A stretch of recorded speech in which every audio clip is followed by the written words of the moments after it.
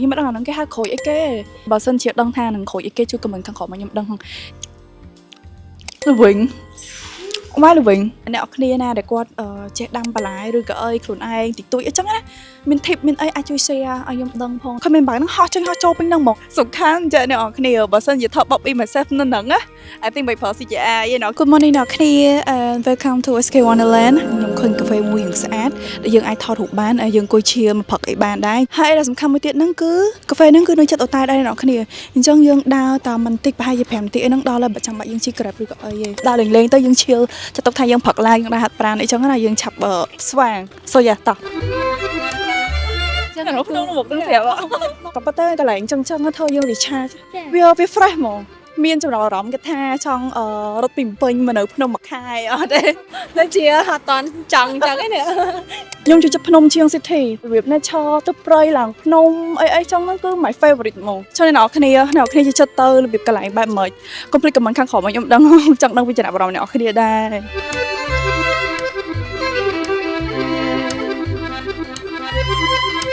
finally ហៅឃើញអ្នកគ្នាមកដល់ហើយឃើញនៅក្រៅយ៉ាង simple ចឹងណាមិនដល់នៅខាងក្នុងហ្នឹងគេមានដាំរបៀបដូចផ្កាឬក៏ដាំឈើអីយើងមើលទៅ nature garden ចឹងណាឥឡូវចូលទៅខាងក្នុងទាំងអស់គ្នា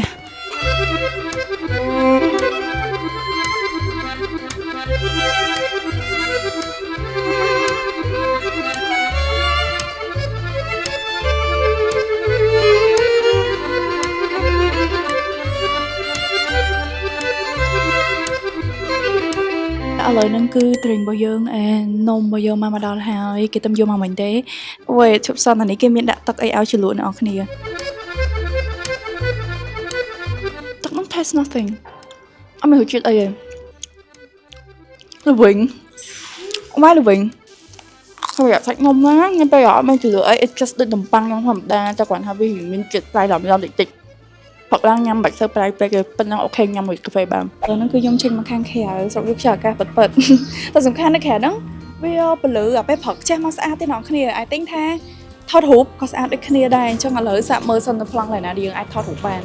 Let's see យន្តហោះអ្នកគ្នា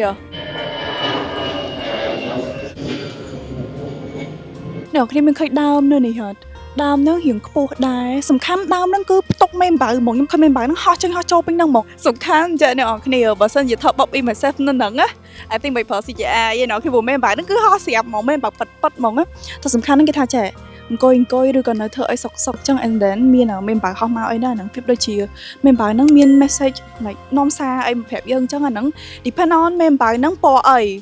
អាហ្នឹងខ្ញុំដឹងគេដែរយើងដើរទៅដើរមកចឹងទៅស្រូបយកខ្យល់អាកាសចិត្តនឹងតិចសិនចឹងទៅមកយើងហោះទៅវិញតើអូនេះមេបើអ្នកគ្នាស៊ីពណ៌លឿងហ្មងនេះនិយាយទៅបរិយាកាសនៅនេះអ្នកគ្នា feel like ដូច dream home ហ្មងពីព្រោះយើងចាស់ទៅ and មានរបៀបលក្ខណៈថាផ្ទះដាំសួនដាំអីមានផ្កាមានអីចឹងទៅល្ងាចឡើង relax អង្គុយមើលឬក៏អីចឹងស្រុកខ្យល់អាកាសអីចឹង all the best ហ្មងយីមែនតែឥឡូវអត់តន់ចាស់ទេសុខគាត់គិតទុកសិនទេខ្ញុំចូលចិត្តរបៀបអញ្ចឹងអ្នកគ្នាបើសិនជាអាចរបៀបថាសល់ដីច្រើនឬក៏អីគិនផ្ទះចឹងទៅយើងអាចដាំបន្លែឬក៏អីបានណារបៀបថាបន្លែធម្មជាតិដែលយើងដាំផ្ទាល់ដៃហើយយើងអាចធ្វើញ៉ាំបានឬក៏អីចឹងអាហ្នឹង the best ហ្មងអ្នកគ្នាណាដែលគាត់ចេះដាំបន្លែឬក៏អីខ្លួនឯងតិចតួចអីចឹងណាមាន tip មានអីអាចជួយ share ឲ្យខ្ញុំដឹងផងនៅក្នុង comment ហ្នឹងទៅខែលោកខ្ញុំមើលទៅខ្ញុំឃើញ like អាណាតំណងដែលខ្ញុំអាចធ្វើបានឬក៏អីចឹងទៅខ្ញុំគ្រាន់តែ save ទុកសម្រាប់ពេលខ្ញុំចាស់ទៅ មានឱកាសអីអាចដាំមួយគ្នាក៏បានដែរខ្ញុំដាំមកក្រៅអានេះខ្ញុំឃើញក្រូចគេដាំមិនខ្ញុំមិនដឹងអាហ្នឹងគេហៅក្រូចអីគេប៉ុន្តែឃើញគេរបៀបដាំនៅមុខផ្ទះមុខអីហុងស៊ុយឬក៏អីចឹងតែសំខាន់គឺស្អាតទេអ្នកគ្នាឃើញក៏ចង់ញ៉ាំហ្មងអត់ដឹងគេឲ្យបេះអត់ទេស្រៀងក្រូចខ្វិចតើដឹងក្រូចអីគេបើសិនជាដឹងថានឹងក្រូចអីគេជួយ comment ខាងក្រោមមកខ្ញុំដឹងអញ្ចឹងវីដេអូនេះគឺមានតែប៉ុណ្្នឹងទេអ្នកគ្នាហើយក៏អរគុណអ្នកគ្នាសម្រាប់ការមើលវីដេអូនេះដល់ចប់អញ្ចឹងឥឡូវយើងចប់ភារកិច្ចនេះហើយយើងក៏រៀបចំខ្លួនប្រភេទទៅពលានដែរអញ្ចឹងកុំភ្លេចជួបគ្នានៅវីដេអូក្រោយទៀតហើយជួបគ្នានៅខ្មែរអរគុណទៅយ៉ាបាយ